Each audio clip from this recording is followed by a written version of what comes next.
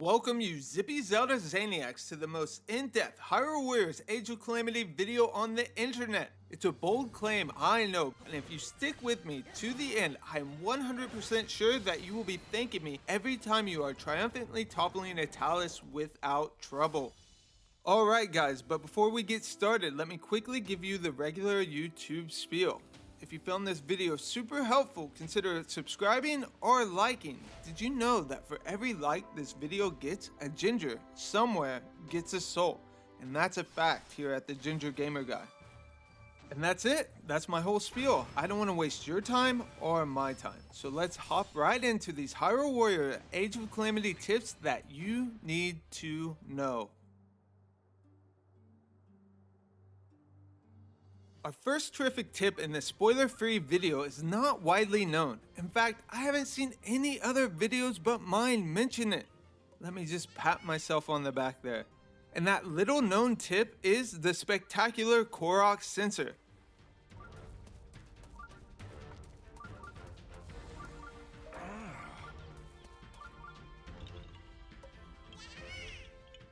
Yes. Anyone familiar with the beautifully brilliant Breath of the Wild will remember these secretly shrouded seeds that would slightly add space to your weapon slots. These seeds are back in Breath of the Wild, and they act much the same. You can use them to get more weapon slots or upgrade your character's max health. Sadly, these crazy Koroks are not the easiest things to find. That's where the Korok sensor comes in, making for an easy way to snatch every seed quickly. The Korok sensor can be unlocked by maxing out wooden weapons at the blacksmith. Weapons like tree branches, the Forest Dweller's sword, and spear unlock this apt ability at around level 30. There are a few other characters that have weapons that unlock this ability, which you'll see on the screen now.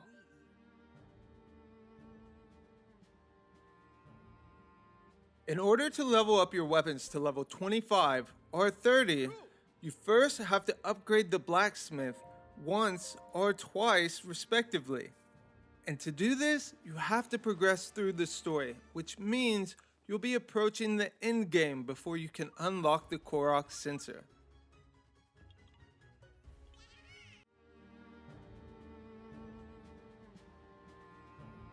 Perhaps the most important and most well-known tip for Age of Calamity is Stasis Canceling.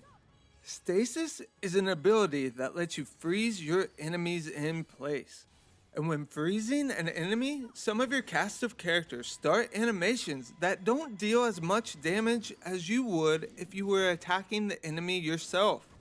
Breaking those animations to pull off your own colorful combos on those burly baddies is called Stasis Canceling. Stasis Canceling is super simple to pull off. To Stasis Cancel and break those annoying animations, deliberately dash after casting Stasis. This frees your character up to woefully whack wizard robes, stomp Stomoblins, and bash blue main Lynels, doing considerably more damage to their armor.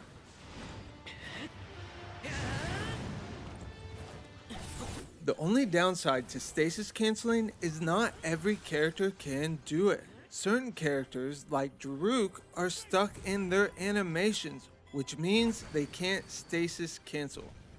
But the vast majority of your characters can, making this one of the most powerful moves in your arsenal, and will let you run through Age of Calamity a lot quicker and easier than without. Speaking of beating up burly baddies, that brings us to our next tip.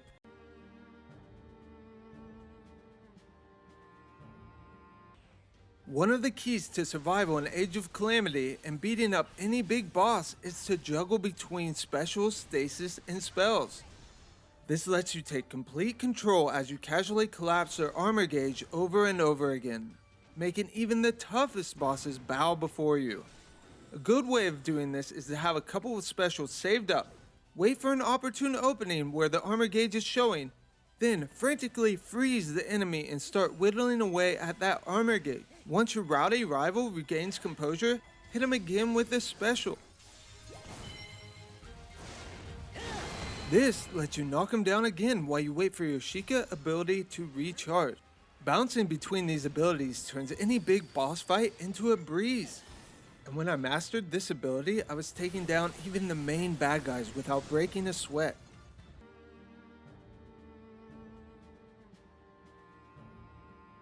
Another terrific tip is to time your freeze for the best moment. This is most helpful if you are waiting on your Sheikah ability to recharge.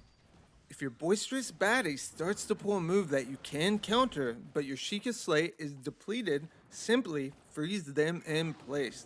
This lets you pull off a few more hits, deplete their armor, and gives time for the Sheikah slate to recharge. Once it's recharged, simply counter them with the correct move, maximizing your damage all around.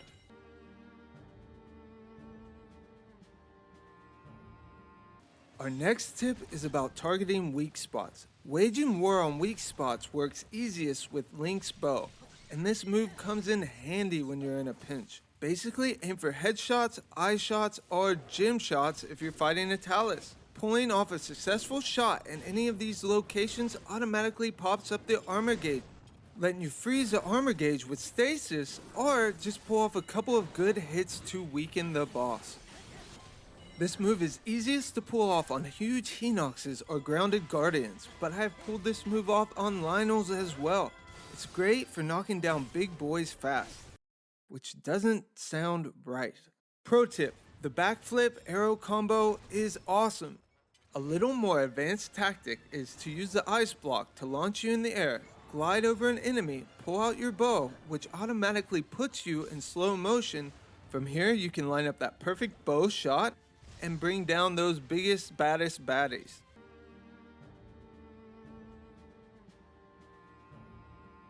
Because this tip is right in your face, it's enormously embarrassing how long it took me to realize it.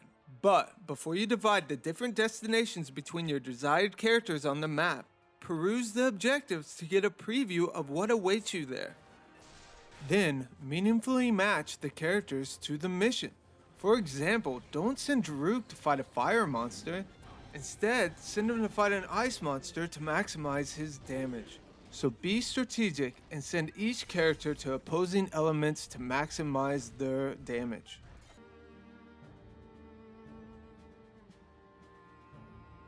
When you're swimming like Scrooge McDuck in rupees, you'll be thanking me for our next thoughtful tip, which revolves around rounding up all the rupees and materials. Rupees are extremely important for leveling up your gears and guys gradually. And getting the most out of this great game without a lot of grinding requires squeezing every rupee you can out of each and every level. One of the best ways to receive the required rupees is to turn everything to rubble, bashing boxes and cutting grass. Furthermore, as you shoot through the story, there will be some rupee recipes that put reaching your goals within reach. Man, that's a lot of R's. And once you unlock more recipe spots, you can earn a lot more rupees by stacking these bonuses. By the end of the game, I was stacking my rupee recipes to maximize my gains. And in some cases, I was getting 150% more rupees each level.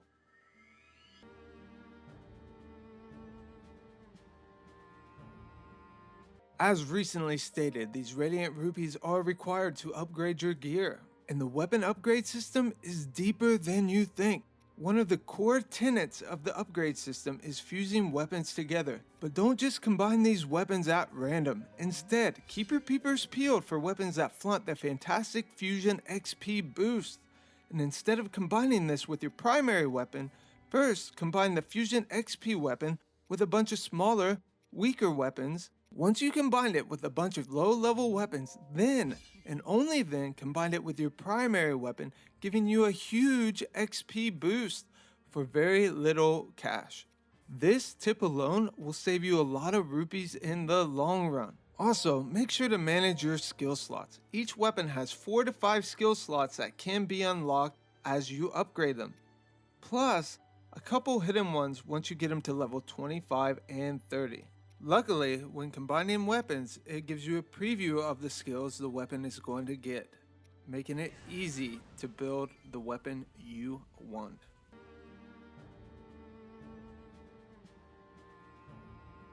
Another useful tip for Hyrule Warriors Age of Calamity is don't rush. Many of the minor missions have time limits, making you feel as if you have to rush through as quickly as possible. Don't. Instead, gradually go between objectives, gathering rupees and charging your specials along the way. Many of the map's hotspots harbor huge monsters that will be taken down quicker if you aptly arrive with a completely charged special. This is even more useful once you start upgrading your special slots to have 1, 2, or even 3 specials saved up at once. Another reason not to rush is that it gives you time to beat more grunts. These grunts give you trophies at the end of each level.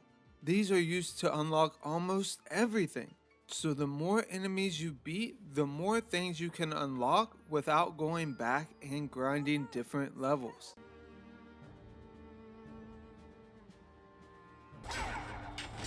It might shock you to learn that the most powerful character in this game isn't Link. It's actually Impa. Big part of playing as Impa is putting glimpse over different enemies and absorbing them. Once absorbed, she creates holograms that fight alongside her. And once you start leveling up Impa and unlocking different combos, she gets even more powerful. And her most powerful combo is super simple to pull off. In battle, hit the R trigger 3 times to spread glimpse over different enemies. But instead of absorbing these symbols manually, do a 4-hit combo, 3 light hits and 1 heavy hit. This moves all the enemies with the symbols into one place and absorbs them all at once. This means that Impa reaches full power in a split second. This is what I like to call Impa's God mode, when she can literally take down dozens of enemies in a second. Plus, her special gauges feel super quick. Impa is literally unstoppable in Age of Calamity, and you should focus on leveling her up as much as possible.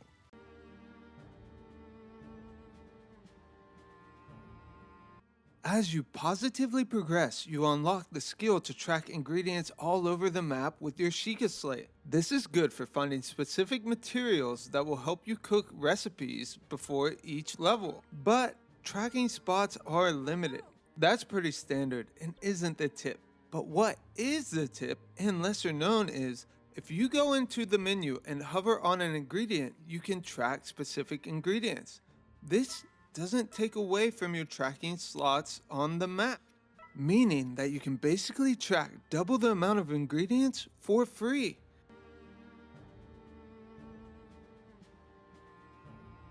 Alright, we're on our last tip, which is about leveling your characters. You level your characters through missions, but if you're looking for a quick way to level them up, you can do it at the military training camp. As you level up your characters, you'll see their heart containers grow on the right side. But bear in mind that their heart containers only grow every handful of levels.